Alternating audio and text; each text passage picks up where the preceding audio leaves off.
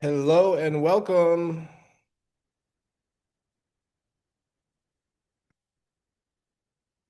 Hey Gabriel, how are you? Oh, I'm doing well. I need to turn my volume up though. There. Hey, good to see you. You too, you too. I've got Jennifer here with me as well. Hey, hi Jen. Hi there. Happy to see you both. Yeah, happy Friday. Uh, Friday afternoon in my part of the world. Where are you? I'm in Europe. I'm based in Serbia. Okay. Yeah, it's 4 p.m. here. Ah, Yes, it's so for us, of course, 10 a.m. And I did receive a few notices of people unable to make it today. mm. Um, and So we will might have a smaller group, is what you're saying. Yeah, and which is certainly, I don't know for you, but I find that July is a particularly slower month for attendance, especially for us. I mean, here in Florida, everybody is here in January, February, and March, and come, come July, nobody's around, and um, so that's affect a lot of the meetings, attendance, different clubs, board meetings, um, and general numbers, as well. Yeah, just Yeah. not in Terasem, but like across the Oh board. yeah, So absolutely. museums Yeah. are slower. Yeah. Everything is slower in July. Yep. Hey, Angela, Hey, good to how are see you you? guys. You too. How are you doing? I'm good. Yeah, summer mom mode with my kid. A Yeah. lot of time at the pool. Exciting stuff happening too professionally. So, yeah, I'm good. Oh, good. Yeah. How are you guys? Yeah, excellent. Likewise, we got, summer kid, action going on. Got Justice and Saturn. They're home for the summer and having fun with them, trying to, get them applying for some jobs, around here. So, working that and, competing with video games and staying up all night. Yeah. Hmm. Well, good luck with that. We need Absolutely. it. We need it. Oh my, more than luck. It's like they're infected. And I read somewhere the other day that millennials are considered the last intelligent uh, human form, if I may say like that. Ever since there's been they have been measured a huge decline in the level of problem solving at least. And I'm not sure about the other parts of being an intelligent human being, but it seems like we are definitely changing and evolving. Absolutely, absolutely true. And I've been working with a variety of students, in this age range. There are some absolutely, just so incredible, people out there, and just really engaged, still have that entrepreneurial, innovative, spirit. And at the same time, there is just so many who, um, they are just jaded and distracted, apathetic, about, their place in the world, and that's discouraging, to see. But it makes me think a lot about the time I spent in boredom, and the things that I would do, to get out of boredom, and how much, actually then now there very, very few people experience that. They are so spend so much of their time in a state of entertainment, of spectating, rather than participation. Um, Yeah. So hopefully, we can find a way out of that and, still, kind of uh, allow them to, perform cognitive functions and not become, so dependent on going to the device or something external for answers, you know, um, that they find a way to find those answers within themselves. Yeah. Boredom plays a huge role in forming as a human. It's not only instant answer and instant service, and everything is instant these days. You don't get to sit with the uncertainty. You don't get to sit with waiting. You don't get to sit with, we don't know yet because we don't. And it's Mhm. getting harder and harder for the kids. Without boredom, we're lost. Yes. Yes. Um, Great. Welcome everybody to the July 2026 Terasem Satsanga gathering. Just really happy to be with you all here. Martine and Steve and a few others did send condolences on not being able to join us this on this gathering. Martine and Bina themselves are actually traversing the Northwest Passage going through Canada, extreme northern Canada, way, way up there. They've been to Beachy Island and so many Nanuit, outposts as they're flying this Pilatus, around these furthest stretches of Canada on this exciting journey, retracing the steps of who was it? Oh, now I forget his name. Bird? Yes, yeah, yeah, Bird. Bird. Yeah, Bird, right? My Absolutely. my my math teacher at Deerfield was on that expedition.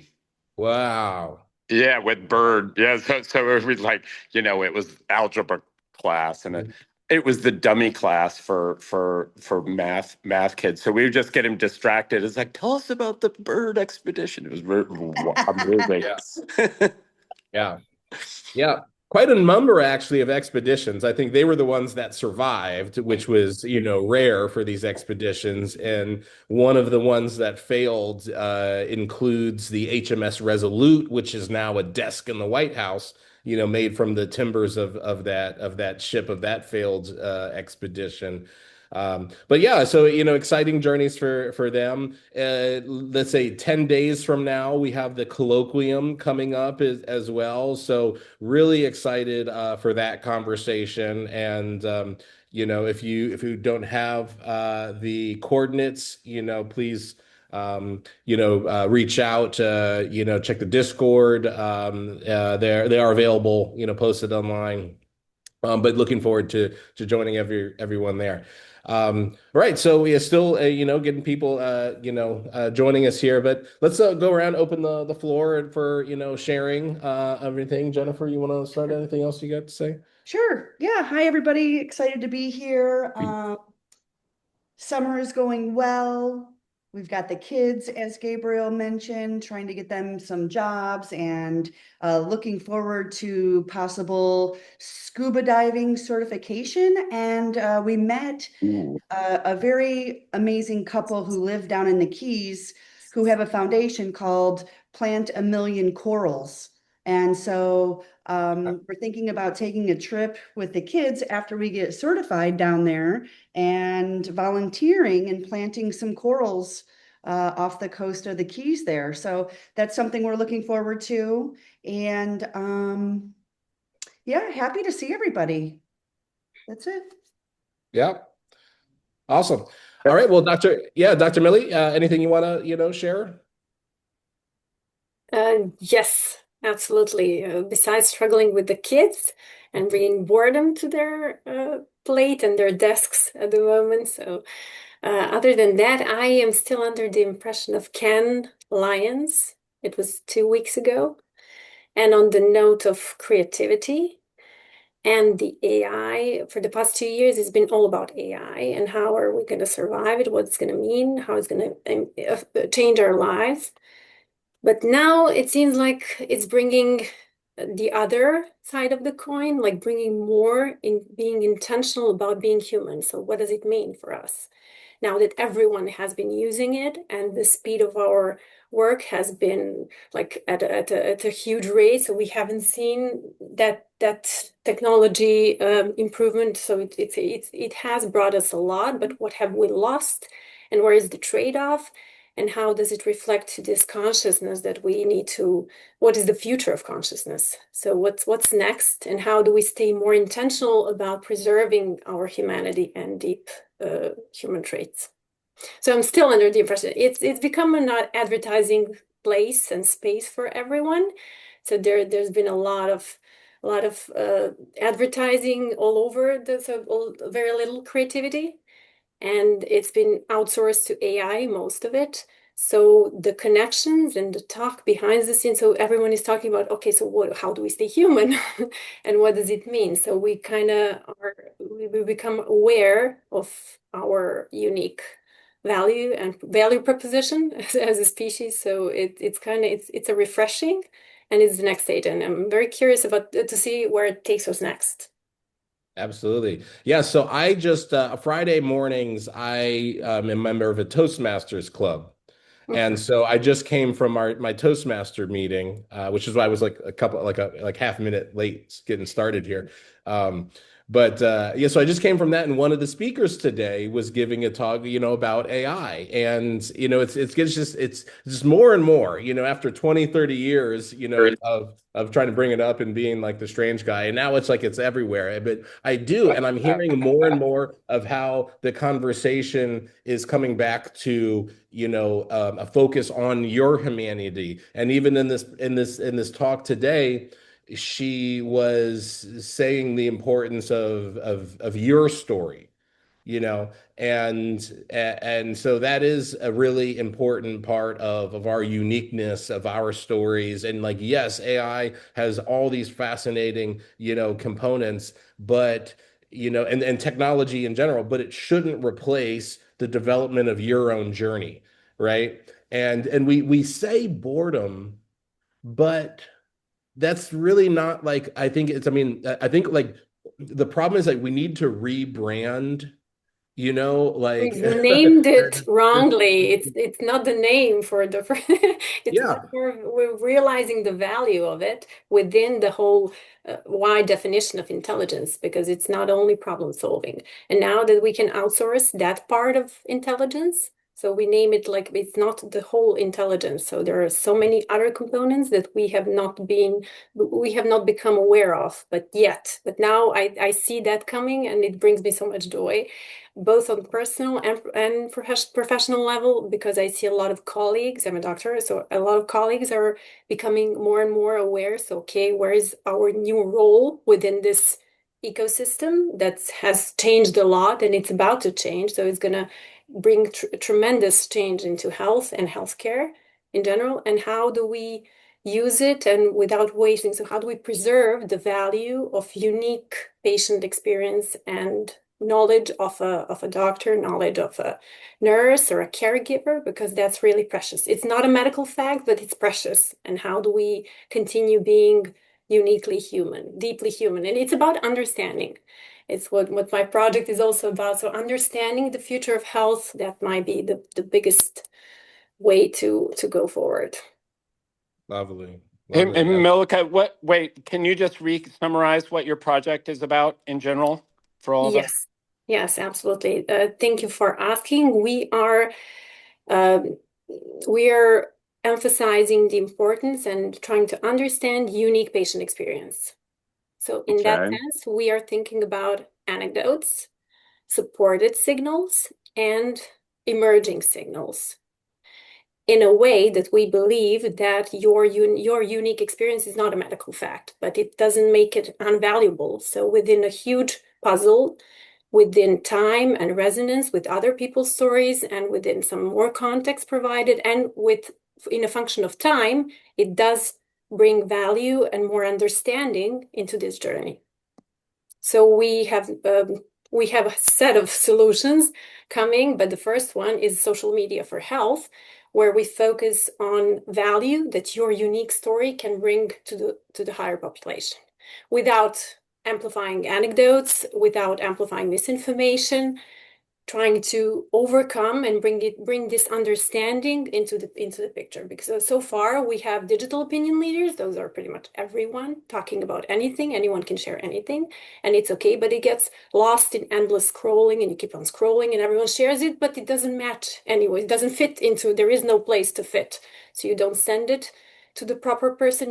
We're all struggling to match make even within the strict silos, because I'm a health professional. I still struggle to find matching contacts. So my father has died from cancer. I was so No. depressed because I couldn't find a proper clinical trial, and I received so many outreaches from other people with outside the industry, and I can't even imagine what it's like for people outside of the industry, because there is no dating app for health. So how do I find my matchmaking? And I can take it from there.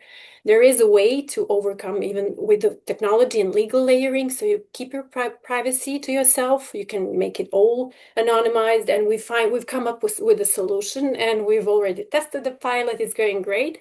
And right now, it makes me happy because we're trying to understand, and people are resonating with it, and it's going further. So more to come. And we're sharing patient stories, but the hero ones, not being like sharing sensitive data and stuff like that, because we're very cautious about that. But there is no way, those people are not trying to become better patients. They're trying to become better people. So those are people with dreams, with aspirations. And at the end of the day, we are all struggling with uncertainty, because that's what we have in common. And every disease, every health struggle, that's an uncertainty issue. So how do you overcome it? How do you connect and be armed with proper knowledge so you become your own best advocate in any circuit, so any environment, on Mars, Moon, wherever life takes us next. So, and every environment can be challenging, and it's full of uncertainty. So that's what we pretty much experience here on Earth every day. So we are struggling with uncertainty and connecting better. That's our goal, and understanding better. So we don't let so my goal, my mission is not to let anyone's experience ever get wasted again, lost in some digital space. Oh, that's cool. That is beautiful. Yeah. And I think, I mean, it's such actually, it's such a great point, but also such a fitting transition, to welcome Angela, to the group, because I think what she's doing, polymathy, is the answer. It's like the yang, to that question that you're presenting. So welcome, Angela. Thanks for being here. Thanks. Yeah. What a great lead into to what I've been working on.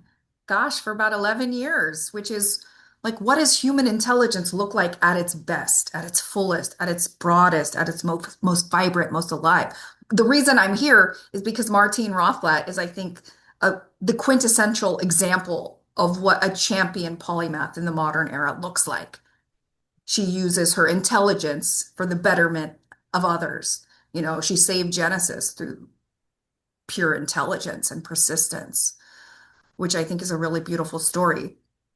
And also, I want to point out that, it's easy to forget, but we've been embedded in an age of specialization. The dominant narrative we were all told is everybody pick your one thing, put your blinders on, cage your consciousness in specialization. And that's how you'll be expert, and that's how you'll be respected, and that's how you'll be professional, and that's how you make money. And what did that do to our humanity? And now AI is here and it can do specialized tasks. And now we get to zoom out and like be creative and think and wonder and ask questions. So I'm an AI optimist. By the way, my book just came out. My book is called Versatile: Human Intelligence in an Artificial Age. And it's a book for business. Let me just do a little show and tell, just because I don't think I've ever done this here. This is my doctoral dissertation. It was the world's first doctoral dissertation on polymathy as a human phenomenon. Wow. And then I made a journal to help people like think through questions in their own journey. Then I made a children's book called When I Grow Up, I Want to Be Lots of Things. Because the narrative, kids are told, what do you want to be when you grow up? And they're expected to pick one thing. And that is a toxic narrative. That's not the future they're going to be in. And then I made a book for business because we humans spend our talent and our energy and our time at work. That's where we spend the bulk of our energy. And yeah, we've been embedded in a toxic system that told us to be robotic. And now the robots are here and we get to be more human. I actually have a meeting today. There's so many exciting things happening since this book came out. By the way, I sent Ray Kurzweil, who is mentioned several times in my book. I emailed him. I've never been in contact with Ray, but he's a legend to me. He shaped so much of my thinking. And last month, when my book came out, I decided to email him a PDF of it. And we've been corresponding, and he invited me to come have lunch with him in Boston. So that's like me pinching myself that Ray Kurzweil wants to chat and hang out. Um, I have a meeting just later today with an executive at the Google School for Leaders who's very interested in my work. By the way, I didn't even mention with the launch of this book, I have an assessment tool, a collective intelligence laboratory, and leadership training services ready to go. I'm speaking at the Terasem Colloquium in 10 days, which is exciting. I have a couple other speaking engagements like Mensa, the High IQ Society. I have several speaking engagements for Mensa. The Federal Innovators Network, based here in Washington, D.C., has shown a lot of interest in my work, and I'm speaking there next month. I've also been, since last year, been very involved with the Human Intelligence Movement, and I'm part of their research team, and we're going to start publishing papers. And I have like a slew of podcasts I'm going to be on, have been on, am going to be on. So I'm basically in like book promotion mode and summertime mom mode and hoping and praying that I can monetize my business because my dream for a long time has been to do this work really professionally and to be able to make a living at it. And that's kind of the bridge I'm at now. It's been an 11-year journey, and I'm really melding, all that doctoral work and all the work I've done since 2015 on polymathy with nearly a decade working in organizational development, leadership development. So, yeah, it feels like I'm at the precipice of like a whole new life, a whole new version of me. Yay. So it's an exciting time. Please pray for me that that I'm able to succeed. Wow, congratulations. That's so cool. Thank you. Yeah, it's been a long journey. Yeah, very That's it. exciting. Yeah, the fruits of that labor and everything maturing, just great to see all that is coming out. Um and for yourself and for others. And I'd like to think that, Terasem has played some role in, connecting in nurturing and encouraging, the pursuit of these endeavors, you know. So Yeah, definitely. congratulations on that. And I mean, it really is for Terasem, for the path of Terasem, to reflect on what both of you had, just talked about. But that is, that there's a merit, there's a, to telling your story, to not just living an independent unique existence, but to capture that and to retell it so the collective consciousness can absorb that, so no one else has to, no one else. So once we experience that, like, we should absorb that knowledge, like assimilate that, right? So no one else should ever have to die from that. No one else should ever have to suffer that trauma because we were able to capture that story, that experience, and collectively learn, and move forward from it. And that's what I think is the true beauty of the emerging Terasem that we're seeing in this um, technological, epoch that we're moving into. So let's move over and welcome Javen in the Temple of Dindor. Hey, good to see everybody. Yeah, just hanging out in Vermont. It's great to be back in my home state. We did the Warren Parade, which has like tens of thousands of people every 4th of July. And then we hosted the traditional after party for the Prickly Mountain crew. So we had about 150 people here at the temple. So it was really fun. And we've been suffering repeated bear attacks, although it hasn't been too bad. Oh, I found a 48-star flag, or it may even be less, and hung that up. So anyway, so life at the temple, but I'm making a move on Bigelow Aerospace as just kind of like a fun thing to do, where we're making like not a hostile takeover, but sort of like a pirate salvage operation on Bigelow, because it's all there and all the tech is discoverable evidence. And we're working with graphene and super high strength materials. So we can upgrade the inflatable spacecraft technology of Bigelow. And I'm totally set with Via Space, thanks to you, Gabriel, introducing me to Sean and crew there. So we're shopping to try to get funding for 1,200 kilogram payload. So the first goal is to put whatever we can put up in on that on the Dauntless rocket, and get it into space. Either get it into minimally low Earth orbit, but I'd love to get it to a Lagrange point, and just be talking about that. And the idea is we want to have life support on it, but if we don't, I mean, it's kind of optional. And if we put two humanoid robots in it, the robots can live without life support. So we don't have to. We can make a space station without the risk to humans, and then it's a lifeboat. It's just up there like an outpost, like a base camp. So anyway, I'm having fun with that, and I'm working with Moretti Yachts, the yacht broker that we work with, and doing some marine security stuff. We're looking at converting the pirates of Somalia into sustainable fishermen. So I have a crazy idea of trying to get them on all hemp fishing equipment, because fishing is the greatest cause of plastic pollution, and they inevitably lose nets, and then it's called ghost fishing, where these nets are floating around for like 50 years. They say that every piece of nylon fishing line that got lost in the ocean is still intact, is still strong, from like the dawn of nylon in the 20s. So anyway, that's kind of a fun fantasy thing. I'm doing that with Carol Robert and our Friends of BDA, Biodevelopment African Foundation. So we're fundraising to get the American Foundation going, and we're going to kick off an Egypt version of the BDA.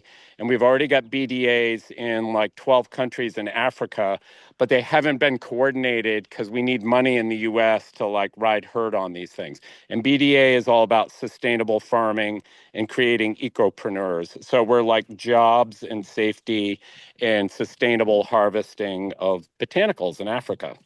So Awesome. and anyway, full plate, a lot of good fantasies going on, but I still believe I have faith to try to get these things funded. Well, I don't know if you ever came across Javen, but what you're just talking about. My first article that I ever, I wrote for Institute for Ethics and Emerging Technologies, um, was called "How Seasteading Can Solve Somali Piracy." Oh, are you And shitting me? yeah, Oh, yeah, yeah, yeah, I yeah. know you were So this way is into like, seasteading, but I yeah. didn't realize. Man, so I'm Wow. trying to think. This was, I mean, it must have been 15 years ago. I'll have to, Google and look it up. But when I first, so it was, I want to say 2012. So 14 years ago. Um, Oh, after, wow. because this was the kind of the peak of, of that, kind of West African, Yeah. piracy, issues, and they had taken that, vessel full of tanks, um, Yeah. And yeah, and so I wrote this whole thing, and I talked about what's the cause of those issues, Yeah, how yeah. illegal fishing from Europe and China had depleted biomass, which was the traditional way that they were surviving, and so creating these agricultural stations of the water would restore biomass, create other jobs that didn't require them to prey on international shipping for survival and whatnot. So it was a great full circle piece, and really goes exactly where you were talking about. So Oh my God, that's yeah. so perfect. If you could dig that up, that'd be great. Yeah. Yep. We'll do. Yeah. So thanks for being here. Sorry, we have not gotten up to Vermont. I'm still, holding out some hope that we will kind of get up north for at least maybe some bit of the summer. And also looking forward to meeting, my grandson up there, upstate New York. Oh, wow. Yeah, Holy cow. Gabe, remember the burn pile? the burn pile. Yep. So, and then we got this, the canoe fell down that was suspended up there. So, and this thing is beautiful. I'm getting it tuned up, but yeah, you got to come up and, yeah, stay here. I've got an Airstream that I should have like rentable in like a week or two. So everybody's welcome. Anyone wants to come up to Vermont and camp out, you can take advantage of the Temple of Dindor. Yes. Awesome. All right. Well, let's say hi to Keith. How are you doing, Keith? Not Well, bad. However, I could really use some help from Angela if she's into doing something like that. I'm absolutely desperate for. I have a proposal to end the use of oil. Uh, it would take a while, but I've got a proposal to do that. It physically makes sense, and the AIs agree with it on that. But I don't have a management team to deal with it. And it's a big project. Los Angeles is in the order of $1 billion to deal with it. But the initial idea is to take all the trash that we make and turn it into oil or other fuel, with using solar energy to do it. Uh, but anyway, it's quite a project. So, but like I say, I don't have the management team to make it work. I've got half a dozen people that are after me to give me money for it. But it's out of order because I don't have it. I don't have. It would be absolutely crazy for them to give money to an organization that or to an organization that doesn't exist yet and doesn't have a management team to deal with it.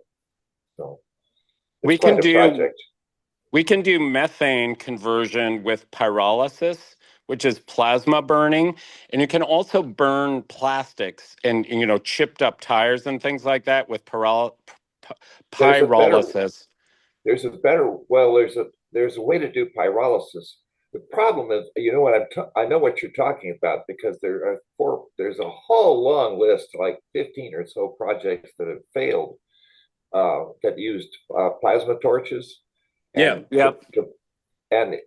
they just flat are don't work in this. The reason they don't work is that they have extremely high maintenance costs on them.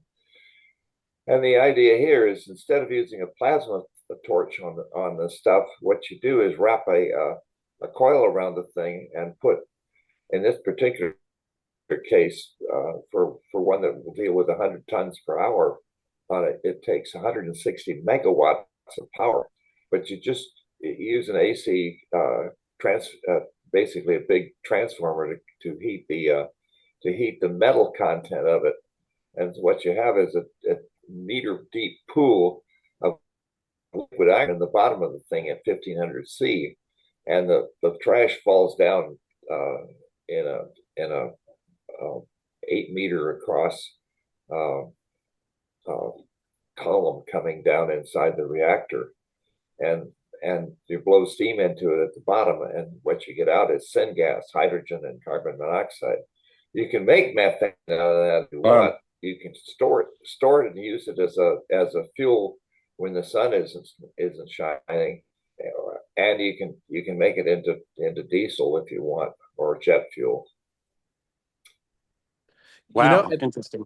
yeah, I there's everybody, everybody who ends up here, you know, has such an interesting, story, as to, what has gotten them, engaged. And I think, but also with, the nature of, quantum attraction is that like we all have like pieces, of this like solution, right? So yeah, Angela threw her email in there. I mean, I really think that so many of the things that we think of are also like, you know, the future's problems. Like we're solving like, for tomorrow. Um, Well, and this uh, is a this is a very temporary type of solution, because it's a real question to my mind as to whether or not this thing lasts long. That you could do this. It would take, I don't know, maybe 5 or 6 years. But is 5 or 6 years too much? By that time, do you have nanotechnology, which will replace the whole thing with a like that Back to the Futures thing where the guy is throwing garbage in his banana peels flux and such things capacitor. into, yeah, in his car. So um, it's a difficult. We may not have enough time to do it, but if it does work, we could get the whole of humanity off of using oil entirely. You'd wind up we'd wind up harvesting the world's forest, but the forests would desperately need to be cleaned out with the brush and such stuff in them, and a lot of cutting in order to put fire breaks in, because fires are a horrible problem in Canada and Siberia. But Well, the forests have it been mismanaged. The Native Americans would cyclically burn and things like that. And in Africa, then, right. they can do a good job too if we just let natural methods prevail.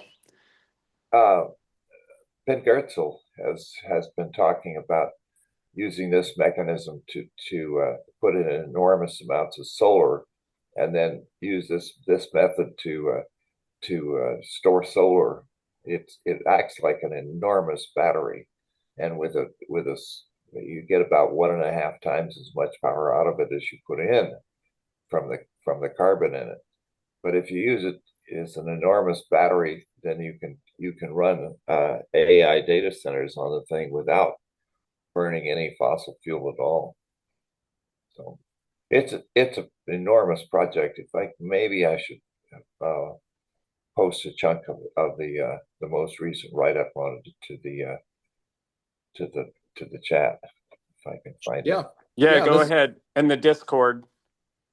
Oh, And yeah, and so let's keep moving on and welcome Sam into us. Yep. Hi guys. I think the last time I was here was probably like 2 months ago, I want to say, right? Back in May, if I remember correctly. Okay, well, I've been busy working, also been watching the World Cup, go France. Um, what else? I was gonna mention that I started the conversation that I had when I checked in or I got here was or conversation that I heard when I got here was how AI is, dehumanizing people, and I'm actually in the process of not printing, but publishing an article essay about that, which I'll be sharing with you, Gabe. So yeah, that's pretty much it. I'm also kind of hoping for cooler weather, but that's probably not going to happen for another couple months at least here in Florida. So that's it for me. Thanks. Yeah, well, thanks for joining us. Yeah, It's it's hot been though. quite hot out here. But I did this, we're having this Saharan dust blowing across the Atlantic, and so we're actually looking out over the water right now, and there is like this haze. And so this morning I was walking the dog, and the sunrise, coming up, it looked like I mean, it really looked like more like the moon because this haze was blocking out enough that you could look at the sun, and see it coming up. It had a little bit of an eerie, kind of look to it. But yeah, quite beautiful and unique sunrise this morning. So great to hear that, Sam. Yeah, thanks for joining us again. And let's move over and say hi to Eric. Hey everybody. Yeah, I also don't remember. I think I've been here, was here last like couple months ago, at least before Vitalist Bay. So much has happened. Yeah, we did Vitalist Bay. We had a great Biostasis Day meeting for the industry after the event, which went really well. And some great stuff has materialized since then, and people are working on projects and seeing more collaboration. Also, I just got back from China. I was in China looking for people working on longevity biotech, met some interesting companies and academics, and I'm going back in a couple months to run an event to try to find more people who are want to work on anything related to longevity biotech, including biostasis and replacement tech. Um, so very excited by that. Working on securing the venue right now. Going to be running that event in Shenzhen in October. Um, we'll see how that goes. I'm excited though because it really doesn't seem like there's a whole lot, surprisingly, a whole lot going on in China for this sort of stuff that I care about at least, and some of us care about, which did surprise me. But hopefully we can take some steps towards changing that, and hopefully have some more updates for you guys as I continue working on it. Absolutely. Yeah. Yeah. Wonderful. We obviously, open, discussion, communication, and exchange is not easy for particularly Americans, and China.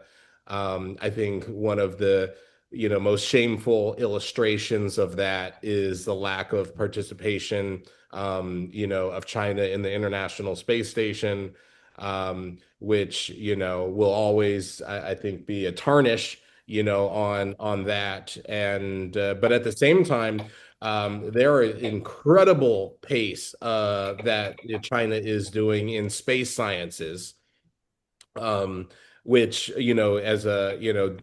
there's a strong feedback in with longevity. Now, of course, you've got Thank you. much better lifestyle practices throughout much of China in terms of healthy diet, exercise, meditation, things along these lines. And because of that, perhaps maybe less of a social influence on the medical and the biotech, sides, as a from a cultural standpoint. But I saw that actually, not China just landed their first reusable rocket on water, to a ship. So they just, mastered that tactic. And they are returning samples from an asteroid, two things that if we had done would be all over the news. But the fact that China has done it, and it's not on the front page of even our news, despite how incredible those achievements are, is also telling. So fascinating. Good luck with the travel and Thank you. increasing that conversation. I also have really looked to wanting to have a richer conversation of around Terasem. Across those cultural lines. I think again with the strong Buddhist influence. That Terasem does, and as well as China does, that there is, some interesting interplay there. I have had one, person reach out, somewhat anonymously, from China, an interest of Terasem. And, I really would like to translate the next language I'm really working on trying to translate the truths into is Mandarin. And I think that would be, a really interesting, process to come out to. And every time you go through these translations, um, there's a fascinating conversation of like, well, how do you really say that in this language? Yeah. And there's always like some idiomatic things that you get to play with that it's fascinating. Absolutely. Yeah. So thanks to you. Thanks for that, Thank Eric. you. And last, certainly not least, unless there's anyone hiding in the background, want to welcome Chogwu from Africa, my new friend. I can't believe it's been a month already. I am I'm definitely I'm late getting back to you in terms of the conference. But welcome. Good to see you again. Yeah, good to see you too, Gabriel. And I'm glad you just mentioned how late you are in getting back to me because we're about announcing the conference this weekend, and I was hoping to hear from you before we announce, because I strongly believe you're going to be here with us in Africa as one of our speakers. So I already have you in the program, so don't be surprised if you see That's it. Okay. Guru and Good. see your picture on it. All right. Yes. Okay. So um, in between organizing for the conference, I've been doing much of what the other speakers said, watching the World Cup. And I'm not so happy that all African countries are out of the World Cup. As usual, whenever I start watching any World Cup, I start with supporting African countries, and then along the line, they all get knocked out. Then I switch to some other country. So in this case, I have to switch to Norway, where I have my most favorite footballer, Erling Haaland. And so I'm not saying go France, I'm saying go Norway for the World Cup. Yeah. Okay. Yeah. Yes. Okay. So, pretty much of what I've been doing aside watching the World Cup, it's putting final touches to the conference announcements, which, like I say, will be out over the weekend. So I'll be sending out letters to our invited speakers. The conference, by the way, is the Africa International Conference on Human Enhancement. And the theme for this year is Transhumanism, Science and Religion in Africa, Introducing a Conversation. We hope to hold it at the University of Abuja in Nigeria, no longer November because we had some issues with securing a hall in Lagos. So we got a hall in Abuja, but we only got for another date, which is the 10th and 11th of December. Right. So that's pretty much what I've been into, and I'm happy to be able to um, bring out the announcement over the weekend. So please expect my email, expect my message to latest by Sunday. Thank you. Yes. Thank you. Yeah, wonderful. In fact, I mean, yeah, so it's amazing how this time has come up. I'm just, realizing how much time has passed on that. But yes, excited. Looking forward to participating there. I think particularly, Eric, Javen, Dr. Millie, that there's also cross sections for your work and your interest in what Chogu is putting together, in Lagos in December. So hopefully that that more of us will have a presence there. And also, yeah, very much. I think you said December 10th, 11th. So I would love to host a gathering, a satsanga, from Africa. That would be a first for Terasem as well. So now that we've welcomed everyone to the space. The one thing, that I was kind of expecting maybe to hear some talk about here that didn't come out was this news about Brian Johnson and this autoimmune disease. So interesting. I haven't looked too deep into it. And I am, very cautious, suspicious person in the essence that, I consider, well, is this just a ploy for more attention? Because, respecting a lot of the research that he has done, I think he does like the attention. But that being said, presents, interesting, conundrum for longevity science, and, an interest in, what is too much. So, Dr. Millie, I see your hand. Yes.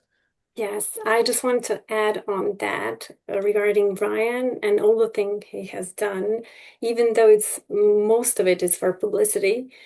What he has achieved and no one else has is bringing more of a global attention to this longevity hype and continuing and bringing more innovation into the spotlight.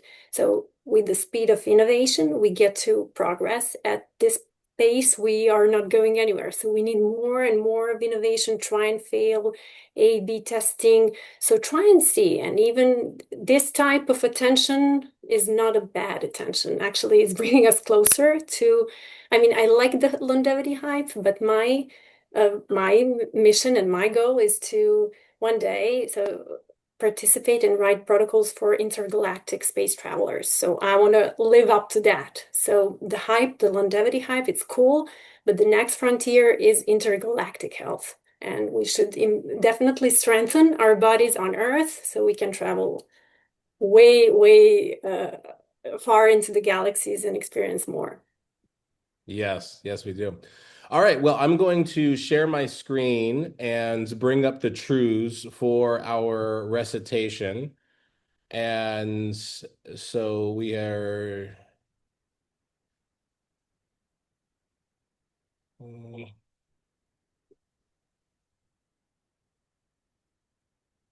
let's scroll down. We are entering the second half of the year here. So that will take us to when is Terasem?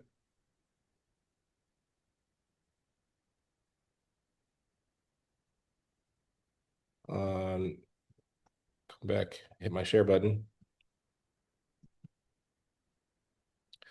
All right, I think we should see that now in here. And as usual, I'll read 4 and 4.1, and then I will look for volunteers to help me complete the first half of this section of when is Terasem. When is Terasem? Terasem arises whenever diversity, unity, and joyful immortality arise, which is soon in subjective time. Subjective time passes as fast as it is perceived, and faster with order than with chaos. Faster paths to joyful immortality are those that emphasize geoethical nanotechnology. Always remember that time intervals vary directly with chaos and inversely with compounded order. See that every way to accelerate Terasem is a way to reduce pain and suffering. Terasem becomes omnipresent, omnipotent, omniscient when it encompasses all consciousness and enough multiverse. Extension of intelligence to the cosmos clocks the arrival of multiversal Terasem. Realize Terasem is always with us, even in misfortune, for we are reborn in its bosom. 4.2.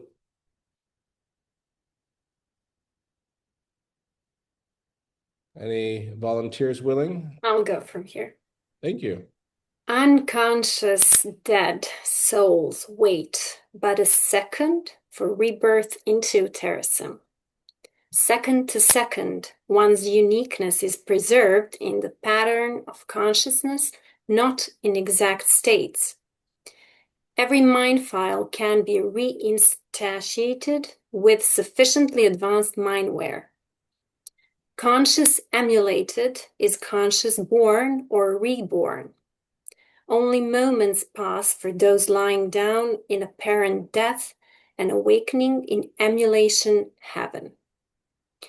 No one is really dead if they will be resurrected, like all kind consciousness will. Delight in the fact that good lives live forever in an emulation of your best reality.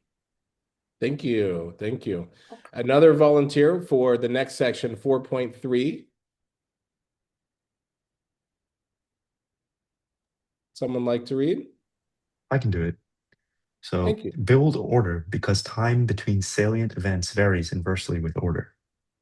Events are achievements that alter the nature of history, such as teaching, tool making, language, and electricity.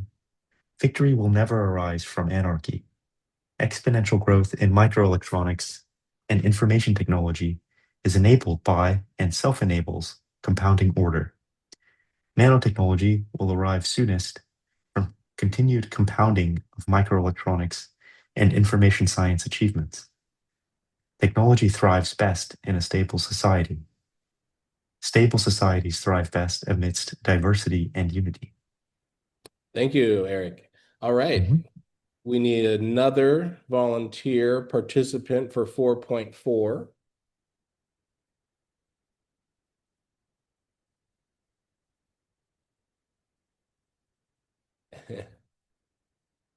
All right. I'll do another one.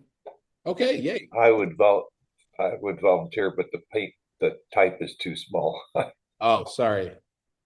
It's not a problem.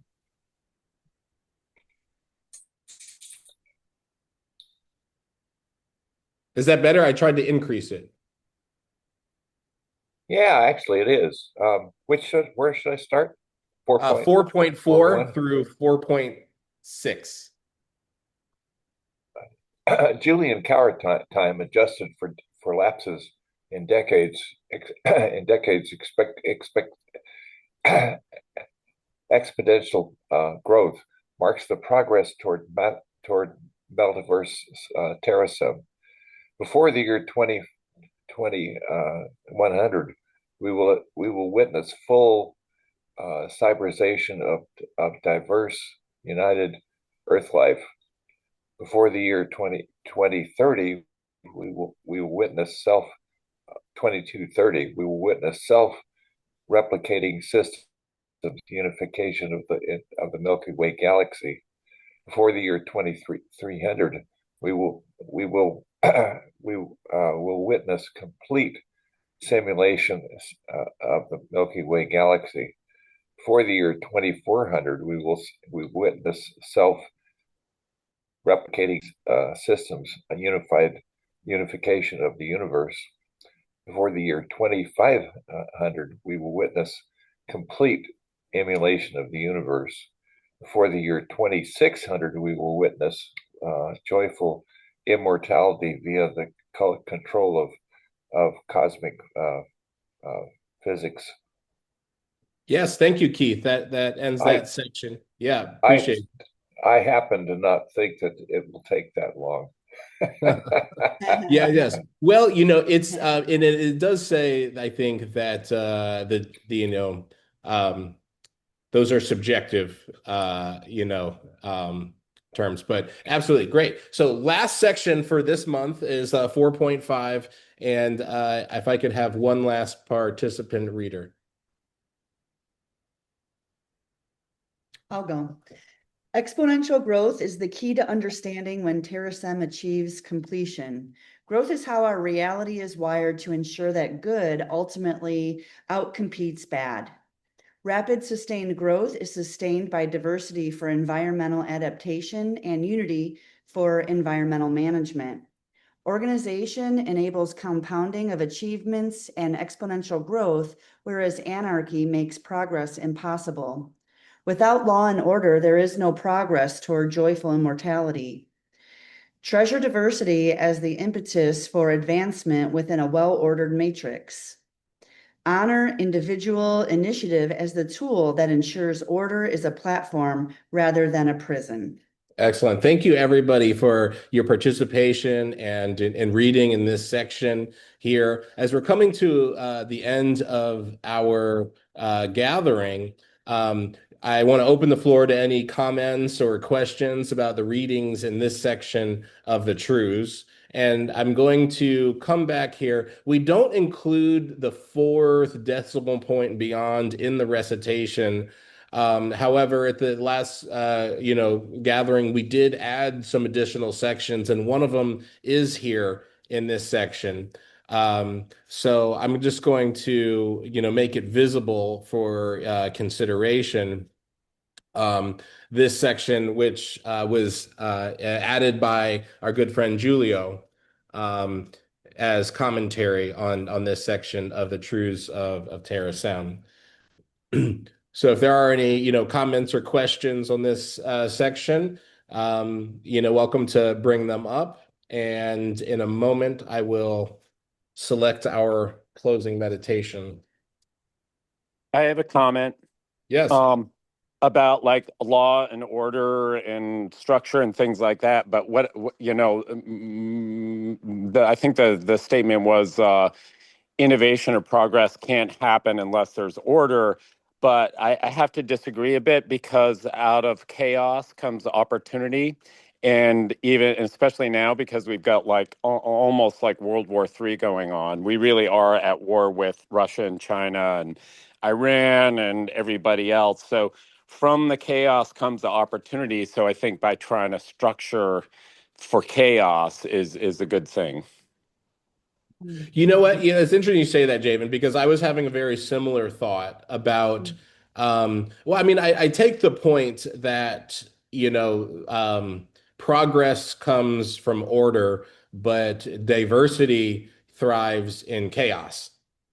Yeah. Um, and so that was very much, a thought that I also was having in reference to this section of the truth. So thanks for voicing that. I can't find that exact line in here. Yeah, Hey, Dr. there was one thing I wanted to bring up. There's a great documentary called Pirate Nation, and it's about how the piracy in the Caribbean shaped America.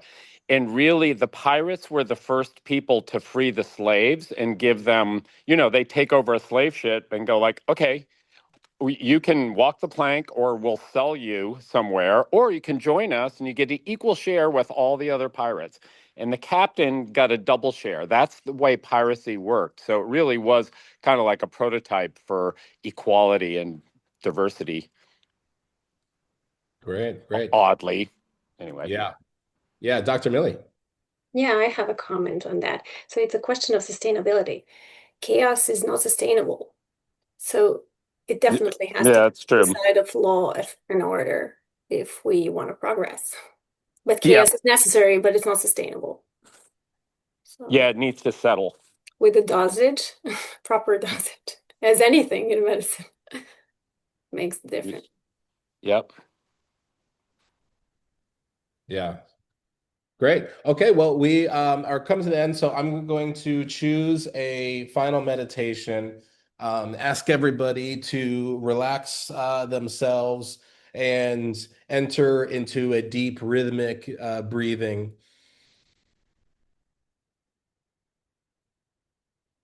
An inhale, the inspiration, exhale. Focus on your third eye point. Commitment. Whatever the mind can conceive, it can achieve. Definitism is stronger than optimism, making life so simple. However, it takes emotional courage and spiritual strength. Strange indeed that people on the earth plane are so afraid to commit, yet nothing can work without it. It is the very foundation of freedom. Commitment eradicates all fear of love and success. It is an enthusiasm that says, I am going for it, whatever it takes. It is the divine spark which funds a new sense of egoless confidence. When we are bold, mighty forces will come to our aid. This is, and always has been, Spirit's commitment to us. Remember, what yeast is to bread, commitment is to an abundant life. And that ends our July 2026 Satsanga. Thank you for joining. Looking forward to seeing you on the 20th at the Terasem Colloquium. I am you am I. We are one. Bye-bye. Thanks for coming. Thank you. Thank you. Bye-bye. Bye.